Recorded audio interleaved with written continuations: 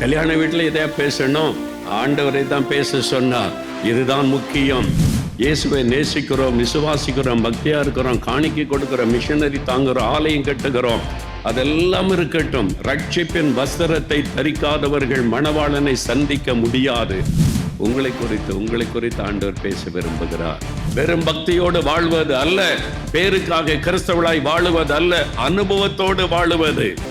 Isaac brother எத்தனையோ எதிர்ப்புகள், நெருக்கங்கள், போராட்டங்கள், பசை சொற்கள், பொய்யான குற்றச்சாட்டுகள், அதுக்கு மத்தியில் அவங்க ஒரே ஒரு காரியம், இயேசுவுக்காக நிற்போம் என்று நின்றார்கள்.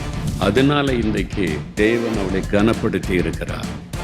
இப்பொழுது இந்த மகளை யார் கேட்டாலும் அந்த மோதிரத்தை காண்பிக்கா. என்னன்னு கேட்டா, எனக்கு திருமணம் நிச்சயமாகி இருக்கிறது, இது நிச்சயதார்த்த மோதிரம் என்று சொல்லி மகிழுவாள். நீங்க சொல்ல முடியுமா? ரொம்ப சீரியஸாக யோசிக்க வேண்டிய விஷயம். இனி காலம் செல்லாது, வாசற்படியிலே மணவாளன் வந்து விட்டார். நிச்சயமாக்கப்பட்ட பிறகு திருமண நாள் வரைக்கும் ரொம்ப நேரம் பேசுவாங்கல்ல, அதான் மணவாளன் மணவாட்டியினுடைய அன்பு. இதில் நாம் மணவாட்டிகள், இயேசு மணவாளன். உங்களுக்கு ஜெபிக்க மனம் இல்லை, வேறு வாசிக்க மனம் இல்லைன்னா இன்னும் திருமணத்துக்கு நீங்க ஆயத்தமாகல. மணவாளனாகிய இயேசுவை சந்திக்க ஆயத்தமாவதற்கு ஆவிக்குரிய வல்லமைகள், வரங்களை குறித்து அறிந்திருக்க வேண்டும் என்று வேதம் சொல்லுகிறது. வெறும் உலக நன்மைக்காக மாத்திரம் இயேசுவின் மீது விசுவாசம் வைக்கிறவர்கள் எல்லாரை காட்டிலும் பரிதாபத்திற்குரியவர்கள் என்று வேதம் சொல்லுகிறது. இயேசு கிறிஸ்துவின் நாமத்தில் உங்கள் எல்லாருக்கும் என்னுடைய அன்பின் வாழ்த்துக்கள். விசேஷமாக அருமையான திருமண வாழ்க்கையில் இணைய போகிற அருமை பிள்ளைகள் ஆலன், கிரேஸ், அவங்களுக்காக ஆண்டவருக்கு ஸ்தோத்திரம். 2 குடும்பத்தாருக்காக ஆண்டவரை நான் துதிக்கிறேன். இந்த 2 குடும்பத்தையும் ஆண்டவர் இந்த திருமணத்தின் மூலமாக இணைக்கிறதற்காக ஆண்டவருக்கு ஸ்தோத்திரம். நம்மத்தில் வந்திருக்கிற போதகர் ஐயா அவர்கள், தேவனுடைய ஊழியக்காரர்கள், அரசியல் பிரமுகர்கள், தொழிலதிபர்கள், 2 குடும்பத்தார் எல்லாருக்காக ஆண்டவருக்கு ஸ்தோத்திரம் செலுத்துகிறேன். ஐசக் பிரதர் அவங்க தான் ரொம்ப ஒரு தேவனால் தெரிந்து கொள்ளப்பட்ட ஒரு பெரிய பாத்திரம். ஏன்னா சத்தியம் தொலைக்காட்சி மனிதனால் உண்டாக்கப்பட்டது அல்ல, மனிதனுடைய மனதில் தோன்றினதும் அல்ல. பரலோகத்தின் தேவன் அது பரலோகத்தில் திட்டமிட்டு, எனக்கு ஒரு டிவி சேனல் வேணும், அது நியூஸ் சேனலாக இருக்கணும், அதை நீ ஒழுங்கு பண்ணு என்று கர்த்தர் என்னோடு பேசினார். நான் கேட்டேன், எனக்கு அதுக்கு என்ன சம்பந்தம் ஆண்டவரே? ஒரு கிறிஸ்துவ சேனல் ஆரம்பிக்க சொன்னால் அதுக்கு அர்த்தம் இருக்கிறது, இது வித்தியாசமாக இருக்குதுன்னு ஆண்டவர்கிட்ட நான் பல கேள்விகளை வைத்தேன்.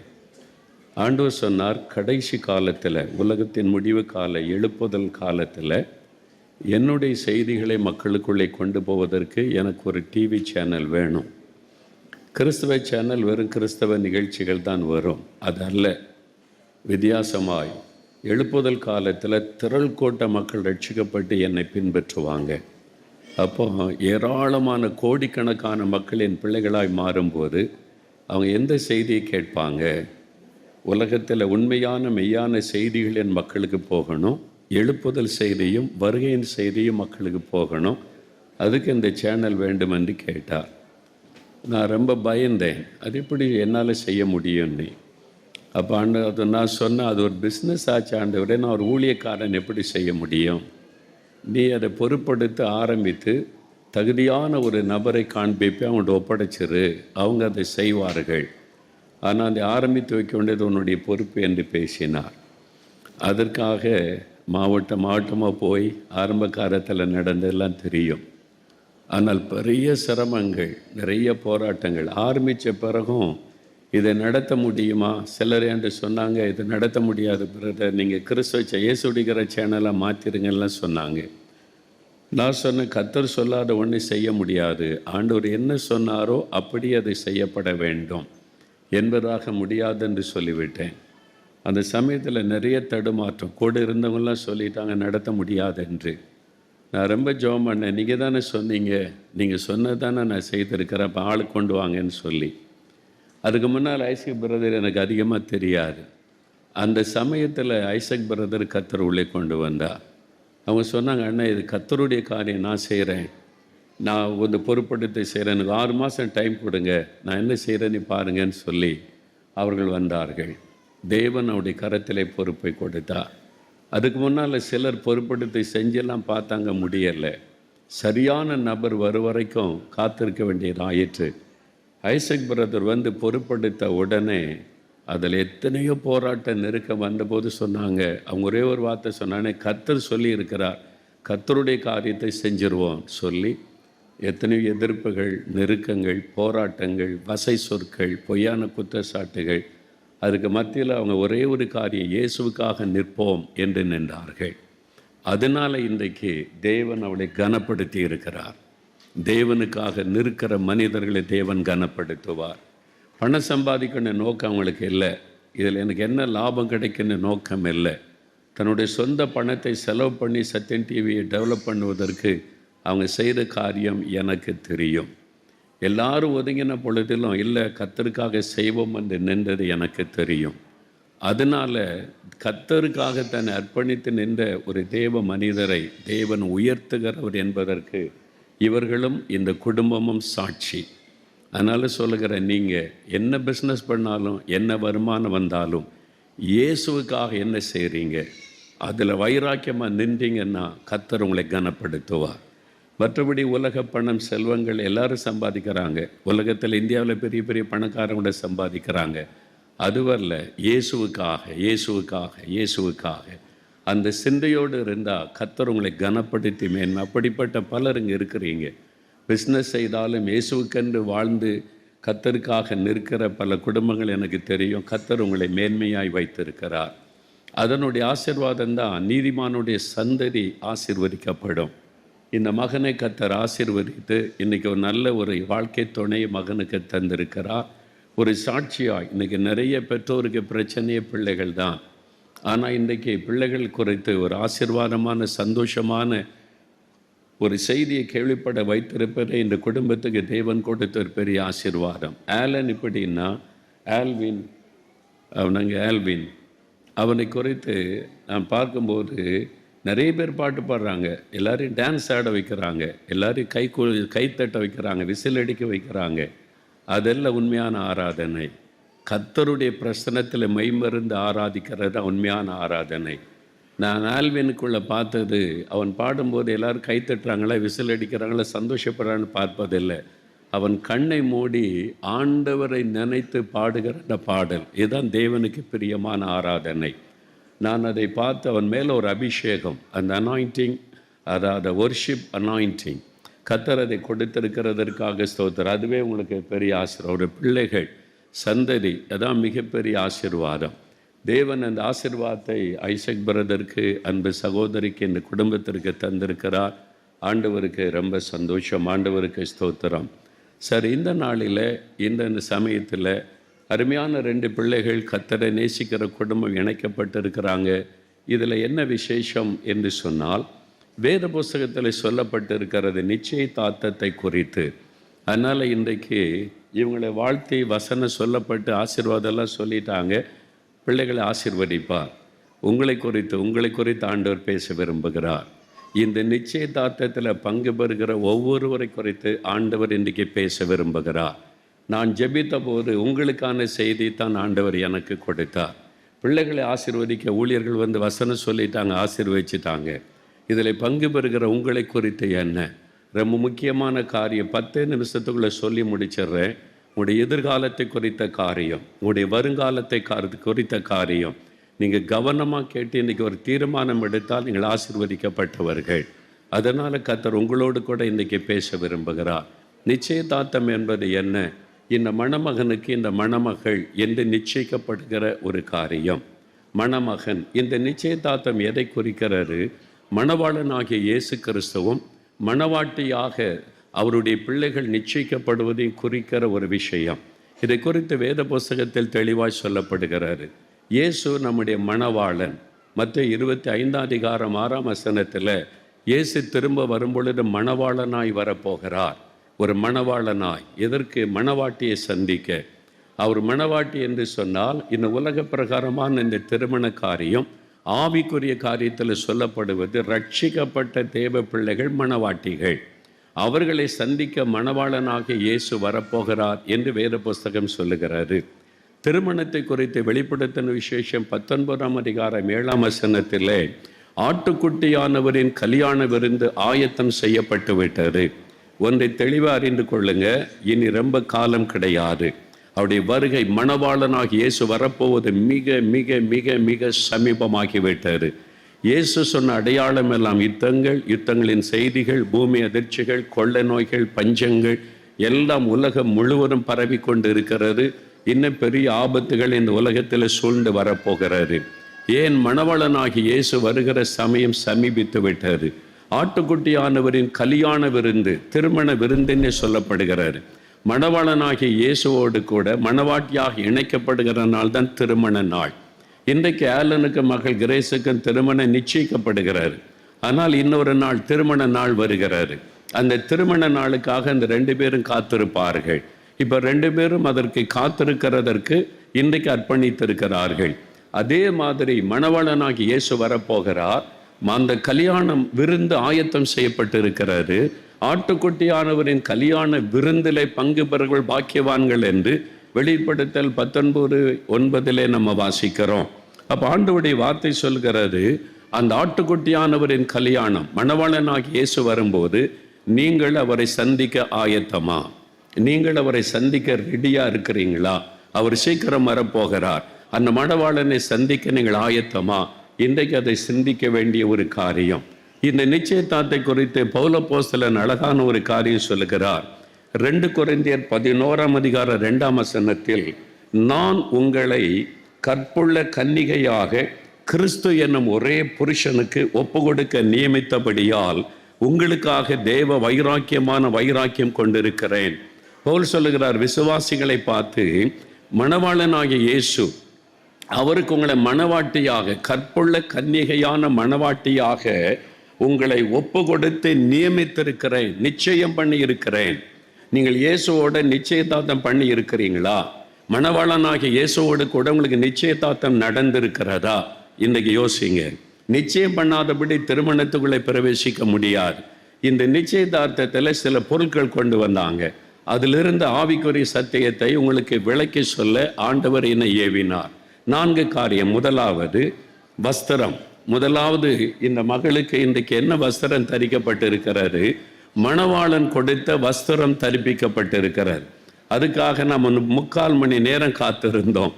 மணவாளன் கொண்டு வந்த வஸ்திரத்தை இந்த மகள் தரிக்கட்டும் என்பதாக. முதலாவது நிச்சயதார்த்தத்தில் முக்கியம் மணவாளன் கொண்டு வருகிற வஸ்திரம், அந்த உடை. இந்த மகளுக்கு கொண்டு வந்திருக்கிற சேரி. 2வது மோதிரம். ஒரு மோதிரம் அணிவிக்கப்படுகிறது. அந்த மோதிரம் ரொம்ப முக்கியமானது. 3வது வேத புஸ்தகம். 2 பேரும் மாற்றிக்கொண்டார்கள். 4வது உச்சிரமான பரிசு பொருட்கள். சொன்னாங்கள் 51 பரிசு பொருட்கள் அடுக்கி வைத்திருக்கல.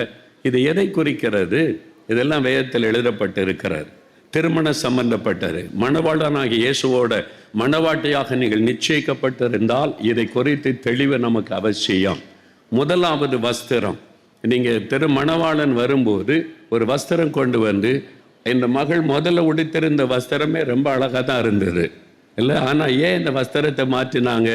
மணவாளன் கொண்டு வந்திருக்கிற வஸ்திரத்தை உடுத்தி கொள்ள வேண்டும். நிச்சயதார்த்தத்தில் நடக்கிற முதலாவது சம்பவம்.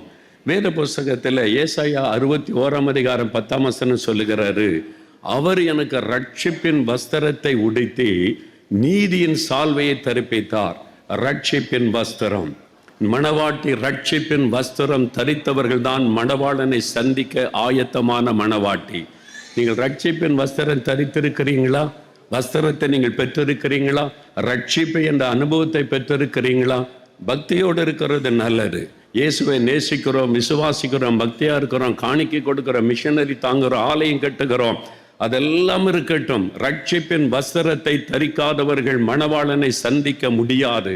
கல்யாண வஸ்திரம் தரித்திருக்காதவர்கள் மணவாளனை சந்திக்க முடியாது என்று வேதம் சொல்லுகிறாரு. உங்கள் வாழ்க்கையில் ரட்சிப்பின் வஸ்திரத்தை நீங்கள் பெற்றுக்கொள்ளாவிட்டால் அதை குறித்து சிந்திங்க, அதை குறித்து யோசிங்க. அதை பெற்றுக்கொள்வதற்கு மணவாளனாகிய இயேசுதான் அதை தர முடியும். இது மணவாளன் மணவாட்டிக்கு கொடுத்த ஒரு பரிசு, அந்த வஸ்திரம். ரட்சிப்பின் வஸ்திரத்தை நீங்கள் பெற்றிருக்கிறீர்களா என்று சிந்தித்து பாருங்கள். கிறிஸ்தவ குடும்பத்தில் பிறந்தாலும் பரம்பரை கிறிஸ்தவளாக இருந்தாலும் ரட்சிப்பின் வஸ்திரத்தை கட்டாயம் தரித்திருக்க வேண்டும். ரட்சிக்கப்பட்டவர்கள் தான் பரலோக ராஜ்யத்திலே பிரவேசிக்க முடியும். என்னையா எங்கே போனாலும் ரட்சிப்பு ரட்சிப்புன்னு பேசுகிறீங்க அப்படின்னு சொன்னால், கல்யாண வீட்டில் இதை பேசணும், ஆண்டவரை தான் பேச சொன்னார். இதுதான் முக்கியம். ஒரு ஊழியக்காரத்தில் கேட்டாங்க, அவர் எங்கே போனாலும் ரட்சிக்கப்படுங்க, மறுபடியும் பிறக்கணும், born again ரட்சிக்கப்படுங்கன்னு பேசுவாராம். கேட்டாங்களாம் போய், ஏயா எங்கே போனாலும் ரட்சிப்பு born again பேசுகிறீங்க அப்படின்னு கேட்டால், because you must be born again. கட்டாயம் நீங்கள் மறுபடியும் பிறக்காவிட்டால் பரலோக ராஜ்யத்தை இழந்து போவீர்கள். கட்டாயம் நீங்கள் ரட்சிப்பின் வஸ்திரத்தை தரிக்கணும். இந்த வைபவத்தில் வந்திருக்கிற ஒவ்வொரு ரட்சிப்பின் வஸ்திரத்தை தரித்து மணவாளனாகி இயேசுவை சந்திக்க நீங்கள் ஆயத்தப்பட வேண்டும் என்று ஆண்டவர் விரும்புகிறார். நான் விரும்புகிறேன், அதற்காக ஜெபிக்கிறேன். அதற்காக உங்களை குறித்து, உங்களுடைய எதிர்காலத்தை குறித்து ஆண்டவர் பேசுகிறார். ரட்சிப்பின் வஸ்திரத்தை நீங்கள் தரித்திருக்கணும். நீதியின் சால்வையை அணிந்திருக்க வேண்டும். அப்பதான் மணவாளனாகிய இயேசுவை சந்திக்க முடியும். ரெண்டாவது, ஒரு மோதிரம் அணிவிக்கப்பட்டது. ரெண்டு பேருமேனாலும் மணவாளன் மணவாட்டிக்கு அணிவிக்கிற மோதிரம் அதான் முக்கியமானது. ஆகாய 2ஆம் அதிகாரம் 23ஆம் வசனம் சொல்லுகிறது, நான் உங்களை முத்திரை மோதிரமாய் வைத்திருக்கிறேன். மோதிரம் ஒரு முத்திரை குறிக்கும், சீலை குறிக்கும். அந்த காலத்தில் ராஜாக்கள் ஒரு சட்டம் ஏற்றினால் முத்திரை மோதிரத்தினால முத்திரை போடுவார்கள். அதை நான் வேத புஸ்தகத்தில், தானியேலின் புஸ்தகம், எஸ்தரின் சரித்திரத்தில் எல்லாம் வாசிக்கிறோம். அந்த முத்திரை போடுவார்கள். அது ஒரு முத்திரை. அது எதை குறிக்கிறது? எபேசியர் 1ஆம் அதிகாரம் 13ஆம் வசனம், நீங்கள் ரட்சிப்பின் வசனத்தை கேட்டு விசுவாசிகள் ஆனபோது பரிசுத்த ஆவியினால் முத்திரை போடப்பட்டீர்கள். நீங்கள் ரட்சிக்கப்பட்ட அந்த வஸ்திரத்தை பெற்றுக்கொண்டு தேவனுடைய பிள்ளை என்கிற அனுபவத்தில் வந்துட்டா ஆவியானவர் ஒரு முத்திரை போடுகிறார். இவர்கள் என்னுடைய மகன், என்னுடைய மகள், என்னுடைய மணவாட்டி என்கிற முத்திரை. இப்பொழுது இந்த மகளை யார் கேட்டாலும் அந்த மோதிரத்தை காண்பிக்கா. என்னன்னு கேட்டால், எனக்கு திருமணம் நிச்சயமாகி இருக்கிறது, எனக்கு ஒரு நல்ல கணவர் வாய்ச்சிருக்கிறார், எங்களுக்கு திருமணம் நடக்க போகிற மோதிரத்தை காண்பித்து இது நிச்சயதார்த்த மோதிரம் என்று சொல்லி மகிழுவாள். நீங்க சொல்ல முடியுமா? மணவாளனாக இயேசு எனக்கு வரப்போகிறார், நான் அவருடைய மணவாட்டி, அவருடைய ஆவியினால் நான் முத்திரை போடப்பட்டிருக்கிறேன், பரிசுத்த ஆவியினால் முத்திரை போடப்பட்டு நான் அவருக்கு சொந்தம். இந்த மோதிரம் எதை குறிக்கிறது? இனி யாரும் நெருங்க முடியாது, நான் மணவாளனுக்கு சொந்தம். இந்த மோதிரத்தை எனக்கு அணிவித்த என் மணவாளனுக்கு நான் சொந்தம். அந்த திருமண நாளுக்காக நான் காத்திருக்கிறேன் என்று இந்த மகள் சொல்லுவாள். நீங்க சொல்லணும், நான் இந்த உலகத்துக்கு சொந்தம் அல்ல, இந்த மனிதருக்கு சொந்தம் அல்ல, என் மணவாளனாகிய இயேசுவுக்கு சொந்தம். அவர் கொடுத்த முத்திரை எனக்குள் இருக்கிறது, பரிசுத்த ஆவியின் முத்திரை இருக்கிறது. அவர் கொடுத்த உடையை அணிந்திருக்கிறேன், ரட்சிப்பின் வஸ்திரத்தை நான் அணிந்திருக்கிறேன், அவருடைய வருகைக்காக காத்திருக்கிறேன். இந்த மகள் சொல்லுவாள், என் திருமண நாளுக்காக நான் காத்திருக்கிறேன், என் மணவாளனை சொந்தமாக்கி கொள்கிற அந்த நாளுக்காக காத்திருக்கிறேன். அதுதான் கிறிஸ்தவ வாழ்க்கை. வெறும் பக்தியோடு வாழ்வது அல்ல, பேருக்காக கிறிஸ்தவளாய் வாழுவது அல்ல, அனுபவத்தோடு வாழுவது. அதைத்தான் நிச்சயத்தார்த்தம் தெளிவாய் சொல்லுகிறாரு. நீங்கள் பரிசுத்த ஆவியினால் முத்திரை போடப்படணும். மூன்றாவது, வேத புஸ்தகத்தை மாற்றிக் கொண்டார்கள். ரொம்ப முக்கியமானது, மணவாளன் மணவாட்டிக்கு கொடுத்த வேத புஸ்தகம். இதில் நாம் மணவாட்டிகள், இயேசு மணவாளன். ஆகவே தான் நம்மை குறித்து தான் அதிகமாக நாம் யோசிக்க வேண்டும். மணவாளனாகி இயேசு நம்மை நேசிக்கிறார், நம்மீது அன்பாயிருக்கிறார், நம்மை சேர்த்துக்கொள்ள அவர் வருகிறார். நம்ம எல்லாரும் அந்த பந்தியிலே திருமணத்திலே பங்கு பெற விரும்புகிறார். மணவாட்டியாக நாம் ஆயத்தமா என்பதுதான் முக்கியமான காரியம். அதிலே பாருங்கள், வேத புஸ்தகம் எது கொடுக்கப்படுகிறது?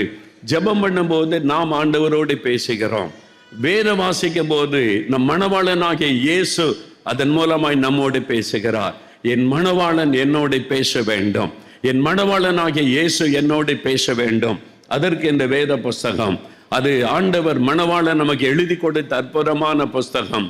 தினந்தோறும் இதை வாசிக்கிறேனா, தியானிக்கிறேனா, ஆண்டவர் என்னோடு இந்த வசனத்தை கொண்டு பேசுகிறாரா? இன்றைக்கு ஆண்டவர் உங்களோடு என்ன பேசினார்? இன்னைக்கு இந்த வசனம் வாசித்தீங்களா? இன்னைக்கு தியானித்தீங்களா? இன்னைக்கு ஆண்டவர் உங்களோடு பேசினது உண்டா? ஐசேபர் சொன்னாங்க, இப்ப 2 பேரும் மணிக்கணக்காக பேசுறாங்க. நிச்சயமாக்கப்பட்ட பிறகு திருமண நாள் வரைக்கும் ரொம்ப நேரம் பேசுவாங்கல்ல. அதான் மணவாளன் மணவாட்டியினுடைய அன்பு. நீங்க ரட்சிக்கப்பட்டிருக்கிறீர்கள் என்பதற்கு அடையாளம் என்ன தெரியுமா? எவ்வளவு நேரம் ஜெபிக்கிறீங்க, எவ்வளவு நேரம் வேதம் வாசிக்கிறீங்க. அப்ப நீங்க மணவாளனோடு நிச்சயிக்கப்பட்டிருக்கிறீங்க. அவரை சந்திக்க அவனோடு நீங்க பேசுகிறீங்க. அவர் என்ன சொல்லுகிறார் என்று கேட்கிறீங்க. உங்களுக்கு ஜெபிக்க மனம் இல்லை, வேத வாசிக்க மனம் இல்லைன்னா இன்னும் திருமணத்துக்கு நீங்க ஆயத்தமாகல, ரட்சிப்பின் வஸ்திரம் தரிக்கப்படலைன்னு அர்த்தம். இந்த நாள்ல இந்த மணமகன் மணமகள் அதிக நேரம் பேசுவதற்கு என்ன காரணம்? அவங்க நிச்சயிக்கப்பட்டு விட்டார்கள். இது என்னுடைய மணவாளன், என்னுடைய மணவாட்டி. மணவாளனாகிய இயேசு ஆயத்தமா இருக்கிறார் நம்மோடு பேச. அதிகாலையில அவர் ஆயத்தத்தோடு காத்திருக்கிறார். என்னுடைய மணவாட்டி என்னோடு பேசுவாளா, என் சமூகத்துல காத்திருப்பாளா என்று. இன்றைக்கு எவ்வளவு நேரம் அவருக்காக கொடுத்தீர்கள்? அவங்க சொன்னாங்க, தினம் 2 மணி நேரம் பேசுறாங்க. நல்லது, இது ஒரு ஆவிக்குரிய அனுபவம். நீங்கள் மணவாளனாகிய இயேசுவோடு எவ்வளவு நேரம் பேசுகிறீர்கள்?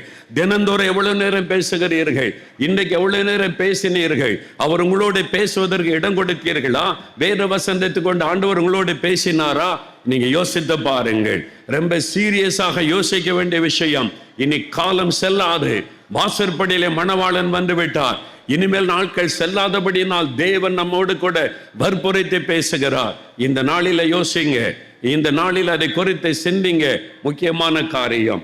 4வது ஒரு காரியம், எல்லா உச்சிதமான பொருட்கள் கொண்டு வந்தாங்க. ஒவ்வொரு திருமணத்தில் அந்த குடும்ப வசதிக்கு ஏற்றபடி கொண்டு வருவாங்க. சில வீட்டில் 5 தட்டுகள், 10 தட்டுகள், 15, 20, இங்க 51. தப்பே கிடையாது. அவங்கவுங்க வசதி பிரகாரம் மணமகளை சந்தோஷப்படுத்த பரிசு பொருட்களை கொடுப்பது அது யூதருடைய வழக்கம், நம்ம நாட்டு வழக்கம். அது சந்தோஷமான ஒரு அனுபவம் தான். இந்த 51 தட்டு கொடுத்தாங்கல்ல, இந்த 51 பிரிச்சு பார்க்கறதுக்கு எவ்வளவு நேரம் ஆகும்? மணமகள்கிட்ட தான் கேட்கணும். எவ்வளவு நேரம் உட்கார்ந்து அத்தனை பிரிச்சு பார்த்தியா? இல்லை, ஏதாவது முக்கியமானது இருந்தால் மட்டும் எடுத்துட்டு மற்றெல்லாம் பேரண்ட்ஸ் பிரித்து கொள்ளுங்கன்னு சொல்லிடக்கூடும். ஆனால் ஒவ்வொன்றையும் பிரித்து பார்க்க எவ்வளோ நேரம் ஆகும்? எல்லாம் கிஃப்ட்டு, ஒரு கிஃப்ட் கொண்டு வரப்பட்டிருக்கிறது. இது மணவாளன் சார்பாய் கொண்டு வரப்பட்ட கிஃப்ட்டுகள். அவங்க அப்பா அம்மா கொடுத்துருக்கலாம், நண்பர்கள், உறவினர்கள், பிள்ளைகள் கொண்டு வந்திருக்கலாம். ஆனால் எல்லா கிஃப்ட்டுமே மணவாளன் சார்பாக மணமகளுக்கு கொடுக்கப்பட்ட கிஃப்ட்டு. மணவாளனாகிய இயேசு நம்ம ஒரு மணவாட்டியாக நிச்சயம் பண்ணின உடன் வஸ்திரம் தருகிறார், முத்திரை போடுகிறார், அவருடைய வேத வஸ்திரத்தை கொடுத்த நம்மோடு பேசுகிறார். அது மாத்திரம் இல்ல, கிஃப்ட் நமக்கு தந்திருக்கிறார். 1 கொரிந்தியர் 12 அதிகாரம் 8 10 வசனம் பாருங்கள். பரிசுத்த ஆவியானவர் மூலமாய் கொடுக்கிற 9 வரங்கள்: அறிவை உணர்த்துகிற வசனம், ஞானத்தை போஷிக்கிற வசனம், விசுவாசம், அற்புதங்களை செய்ய சக்தி, குணமாக்க மரங்கள், பற்பல பாஷைகளை பேசுதல், பாஷைகளை வியாக்கியானம் பண்ணுதல், ஆவிகளை பகுத்தறிதல். 9 வரங்கள். இதை குறித்த சிந்தையே நிறைய கிறிஸ்தவர்களுக்கு இல்லை. அப்புறம் எப்படி நீங்கள் மணவாட்டியா இருக்க முடியும்? ஒரு மணவாளன் கொடுத்த கிஃப்டை நீங்க பிரித்து பார்க்கவே இல்லை என்றால் எப்படி நீங்கள் மணவாட்டியாக இருக்க முடியும்? ஆண்டவர் கொடுத்த வரங்கள் வேதத்தில் எழுதப்பட்டிருக்கிறது. இந்த கிஃப்ட்கள் யாருக்காக? இந்த பரிசு பொருட்கள் யாருக்காக? மணவாளனாகிய இயேசு அவருடைய பிள்ளைகளாக இருக்கிற மணவாட்டியாக உங்களுக்கும் எனக்கும் கொடுத்த வரங்கள் பைபிளில் எழுதப்பட்டிருக்கிறது. அதை பற்றியே நமக்கு தெரியவில்லை.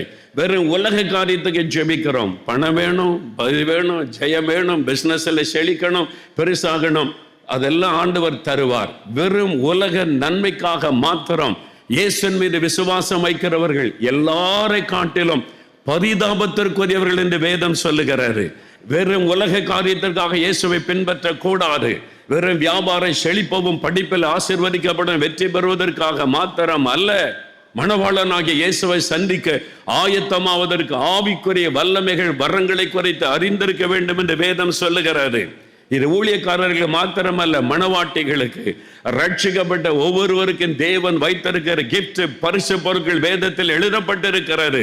எத்தனை பேருக்கு அது தெரியும்? எத்தனை பேர் அதை வாஞ்சிக்கிறோம்? எனக்கு இந்த கிஃப்ட் வேணும் ஆண்டவரே, நீங்க தந்திருக்கிற இந்த கிஃப்ட் எனக்கு வேணும், நானும் அந்நிய பாஷையில பேசணும், ஜெபிக்கணும், துதிக்கணும், தீர்க்க தரிசனம் வர வேணும், இந்த வல்லமை வேணும். எத்தனை பேர் விரும்புகிறோம்? அதை குறித்த சிந்தையே இல்லாமல் இருக்கிறோமே. ஒரு மணவாளன் கொடுத்த கிஃப்ட் இந்த மணமகள் பிரிச்சு பார்க்கலன்னா இவர் என்ன நினைப்பார்? ஆலன், நான் ஒரு கிஃப்ட் கொடுத்தேன் அவனுக்கு, நிச்சயத்த அன்னைக்கு ஒரு பார்சல் கொடுத்தேன்னு பார்த்தியா? இன்னும் பார்க்கவே இல்லை, அது அப்படியே இருக்குன்னா இவர் என்ன நினைப்பார்? அப்படிதான் இன்றைக்கு இயேசு கிறிஸ்து, நான் உங்களுக்காக இத்தனை வரங்களை சிலுவையில மறித்து ரத்த சிந்தி சம்பாதிச்சு இந்த வரங்களை எல்லாம் உங்களுக்கு சம்பாதிச்சு கொடுத்தேன், அதை பற்றிய உணர்வே இல்லாம இருக்கிறீங்களே, அப்ப ஆண்டவருடைய உள்ளம் எவ்வளவு துக்கப்படும். இந்த சிந்தை இல்லாதபடி கிறிஸ்தவர்கள் வாழுகிறோம். நம்ம என்ன அதெல்லாம் ஊழியக்காரங்களுக்கு, பாஸ்டர்மார்களுக்கு நினைக்கிறோம். அப்படி வேதம் சொல்லவில்லை. விசுவாசிகளுக்கு, அவருடைய மனவாட்டிக்கு தான் இந்த கிஃப்ட்கள் எல்லாமே.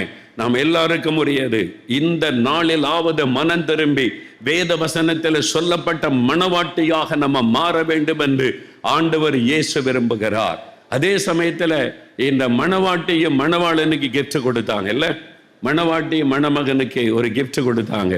ரொம்ப சந்தோஷமாக வாங்கி கொண்டார். அவருடைய பெற்றோர் மணமகள் சார்பாக தான் மணமகனுக்கு கொடுத்தாங்க. அப்போ ஆண்டவர் மணவாளன் நமக்கு இவ்வளவு ஆசீர்வாதம் தந்திருக்காருல்ல, ரட்சிப்பின் வஸ்திரம், நீதியின் சால்வை, அப்புறம் கிஃப்ட் அண்ட் ஆவிக்குரிய வரங்கள், பரிசுத்தாவினால் முத்தரை, இவ்வளவு ஆசீர்வாதம் தந்திருக்கிறாரு. மணவாளனாக இயேசுக்காக நீங்க என்ன கொடுத்தீங்க? பணம் கொடுத்தா சந்தோஷப்படுத்திடுவாரா? நகை கொடுத்து அவரை சந்தோஷப்படுத்த முடியுமா? அவரை சந்தோஷப்படுத்தின ஒரே ஒரு காரியம் ஆத்துமாக்கள். ஆத்துமாக்கள். ஒரு ஆத்மாவை ரட்சிப்புகளை நடத்தினா மணவாளனாகிய இயேசு அவ்வளவு சந்தோஷப்படுவார். ஆத்துமாக்களை ரட்சிப்புகளை நடத்துகிறவர்கள் தான் உண்மையான மணவாட்டிகள். அது இப்படிதான் மணவாளனை நாம் சந்தோஷப்படுத்த முடியும். மற்ற எல்லாவற்றை விட சந்தோஷப்படுத்துவது மனம் திரும்பி ஒரு ஆத்மாவை ரட்சிப்புகளை கொண்டு வந்து மணவாளனுக்கு கொண்டு வந்து ஒப்படைப்பது. நீங்க ஆத்ம ஆதாயத்துக்காக என்ன பண்ணுகிறீர்கள்? அதுக்காக என்ன ஜெபம் பண்ணுகிறீர்கள்? என்ன பணம் செலவு செய்கிறீர்கள்? யோசித்து பாருங்கள். இந்த நாளில் ஆகிலும் ஆண்டவர் சொன்ன எருசலேமை பார்த்து, உனக்கு கிடைத்த இந்த நாளில் ஆகிலும் இதை அறிந்து கொண்டால் நலமாயிருக்கும். இனி காலம் செல்லாது. அவருடைய வருகை சமீபம். அவருடைய வருகை சமீபம். வாசற்படியில் வந்து விட்டார். நடக்கிற அத்தனை நிகழ்ச்சிகள் பாருங்க. ஏஐ என்று சொல்லி ஆர்டிபிஷியல் இன்டெலிஜென்ஸ் பெரிய கண்டுபிடிப்பை மகிழ்கிறோம். என்ன தெரியுமா? அந்தி கிறிஸ்து வெளிப்படுவதற்கான சகல ஆயத்தங்களும் நடந்து விட்டது. அந்தி கிறிஸ்து வெளிப்படும் போது ஏஐ கொண்டுதான் முழு உலகத்தை ஆட்சி செய்ய போகிறான். வெளிப்படுத்தின விசேஷத்தில் சொல்லப்பட்ட காரியங்கள் இன்றைக்கு உலகத்தில் கண்முன்னால் நடந்து கொண்டிருக்கிறது. இனி வெகு நாட்கள் அல்ல, மணவாளன் வருகிறார். மணவாளனாக இயேசு வருகிறார். மணவாட்டியாக அவரை சந்திக்க நீங்கள் ஆயத்தமா? நான் ஆயத்தமா? இதுதான் தேவனுக்கு நம் முன்பாக வைக்கிற கேள்வி. இதுவரை எப்படி இருந்தாலும் இன்றைக்காவது மணவாளனாகிய இயேசுவோடு ஒரு மணவாட்டியாய் நிச்சயிக்கப்பட்ட அனுபவத்தோடு மணவாளனை சந்திக்க ஆயத்தப்பட உங்களை அர்ப்பணித்துக் கொள்ளுங்கள். உண்மையாய் நான் அப்படி அர்ப்பணிக்கிறேன். நான் மணவாளனை சந்திக்கணும், மணவாட்டியாக இயேசுவை சந்திக்கணும். அப்படி விரும்பினால் என்னோட எழுந்து நில்லுங்க, ஒரு நிமிடம் ஜெபிக்கலாம். விரும்பவர்கள் எழும்பி நில்லுங்க. பரலோகம் கட்டாயப்படுத்தப்படுகிறது. அது எல்லாருக்கும் திறந்து வைக்கப்பட்டிருக்கிறது. ஆனா ஒப்பு கொடுக்கிறவங்க தான் அதுக்குள்ளே பிரவேசிக்க முடியும். ஒரு நிமிடம் எழுந்து நின்று ஜெபிக்கலாம். ஒரு நிமிடம் கண்களை மூடி யோசிங்க. ஆண்டவரே, மணவாளனாகிய நீர் வரப்போகிறீர். என் இயேசு மணவாளனாய் நீர் வரப்போகிறீர். நான் உம்மை மகிழ்ச்சியோடு எதிர்கொள்ள வேண்டும். ஆட்டுக்குட்டியானவரின் கல்யாண விருந்திலே நான் பங்கு பெற வேண்டும். ஆட்டுக்குட்டியானவராகிய என் மணவாளன் இயேசுவை நான் மகிழ்ச்சியோடு சந்திக்க வேண்டும். எனக்கு ரட்சிப்பின் வஸ்திரம் வேண்டும். நீதியின் சால்வை எனக்கு வேண்டும். பரிசுத்தாவினால் முத்திரை போடப்பட வேண்டும். ஆண்டவரே, ஆவிக்குரிய வரங்கள், கிருபைகள் எனக்கு வேண்டும். வருகைக்கு என்னை ஆயத்தப்படுத்தும். மணவாளனை சந்திக்க என்னை ஆயத்தப்படுத்தும். என் ஒப்புக்கொடுக்கிறேன் ஆண்டவரே என்று சொல்லுங்கள். ஒரு நிமிடம் உங்களுக்காக ஜெபம் பண்ணுங்கள். தகப்பனே, நீர் என்ன சொல்ல சொன்னீரோ அதை உம்முடைய பிள்ளைகளோடு பேசி இருக்கிறேன். இங்க வந்திருக்கிற ஒவ்வொரு ஆத்மாவையும் நீர் நேசிக்கிறீர். இதுல ஒரு ஆத்மாவை கூட நீர் இழக்க விரும்பவில்லை. இதில் இருக்கிற ஒருவருக்கூட ஆண்டவரை மணவாளனை சந்திப்பதை இழந்து விடாதபடி, பரலோகத்தை இழந்து விடாதபடி, மணவாளனாகிய உம்மை பரலோகத்திலே சந்திக்க வேண்டும் என்று விரும்புகிறபடியினால் இங்க வந்திருக்கிற ஒவ்வொரு ஆத்மாவுக்காக நான் ஜெபிக்கிறேன். ஆண்டவரே, எப்படி ஆகிலும் ரட்சிப்பின் வஸ்திரத்தை பெற்றுக்கொள்ள, நீதியின் சால்வையை பெற்றுக்கொள்ள ஒவ்வொருவரையும் ஆவியானவர் தொடுவீராக. ஒரு மனம் திரும்புதலின் ஆவியை கட்டளையிடுவீராக. ஆண்டவரே, உம்முடைய வல்லமையும் வரங்களையும் பெற்றுக்கொண்டு நீர் கொடுத்த அருமையான ஆசீர்வாதங்களை சுதந்திரித்துக் கொள்ளுகிற இருதயத்தை தாரும். வெறும் உலக காரியத்திற்காக உம்மை பின்பற்றாதபடி ஆவிக்குரிய ஆசீர்வாதத்திற்காக, பரலோக பாக்கியத்திற்காக உம்மை பின்பற்றுகிற இருதயத்தை கொடுப்பீராக. இந்த நாள் முதல் முதல் மணவாளனை சந்திக்க இங்க வந்திருக்கிற ஒவ்வொருவரையும் ஆயத்தப்படுத்த வேண்டும் என்று ஜெபிக்கிறேன். ஒருவர் கூட இந்த பாக்கியத்தை இழந்துவிடக் கூடாது என்று நான் ஜெபிக்கிறேன். ஆண்டவரே, இவர்களுக்காக ரத்தம் சிந்தினீரே, உம்மை பலியாய் கொடுத்தீரே, நீர் காயங்களை ஏற்றுக்கொண்டீரே. இங்கு வந்திருக்கிற ஒரு ஆத்துமா கூட பரலோகத்தை இழந்து விடக் கூடாது. தொடர்ந்து ஆவியானவர் பேசும் கரியை செய்யும். அருமையான இந்த 2 குடும்பத்தை ஆசீர்வதியும். எங்களுடைய அருமை பிள்ளைகள் ஆலனை, மெர்சி, கிரேஸை கர்த்தர் ஆசீர்வதியும். பிள்ளைகளை நீர் வருகைக்கு ஆயத்தப்படுத்திக் கொண்டிருக்கிற அன்பிற்காய் ஸ்தோத்திரம். உமக்கே மகிமை செலுத்துகிறோம். நீர் இந்த ஒவ்வொரு ஆத்மாக்களோடு பேசி நீர் சந்தித்தீர். இவர்கள் அத்தனை பேரை நான் பரலோகத்திலே சந்திக்க வேண்டும் என்று நான் விரும்பி ஜெபிக்கிறேன். ஆண்டவரே, அதற்காக ஒப்பு கொடுக்கிறேன். இயேசு கிறிஸ்துவின் நாமத்தில் ஜெபிக்கிறோம் பிதாவே. ஆமென், ஆமென். உட்காருங்கள். Thank you. God bless you.